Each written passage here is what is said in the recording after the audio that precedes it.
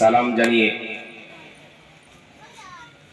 প্রথমেই কয়েকটি কথা বলতে চাই যে আল্লাহ রাব্বুল আলামিন আমাকে এবং আপনাকে মাগরিবের নামাজ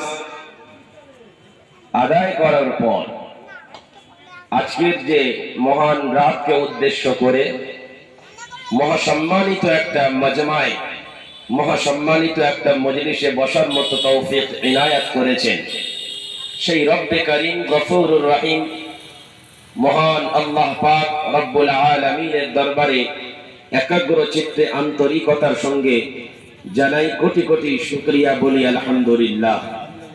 তারপরে সাইয়্যিদুল মুরসালিন শাফিউল মুযনিবিন রাহমাতাল লিল আলামিন শাহিন শাহ ইমাম শাহিন শাহ আম্বিয়া হযরত মুহাম্মদুর রাসূলুল্লাহ সাল্লাল্লাহু আলাইহি ওয়াসাল্লামের রওজায়ে পাকে লাখো কোটি দরুদের নজরানা বলি সাল্লাল্লাহু আলাইহি ওয়াসাল্লাম।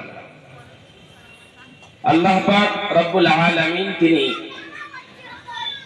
কুল মাখলুকাতকে সৃষ্টি করেছেন, তার মধ্যে আশরাফুল মাখলুকাত করে উন্নত মানের মর্যাদা দান করেছেন ইনসান জাতিকে। আর সেই ইনসান জাতি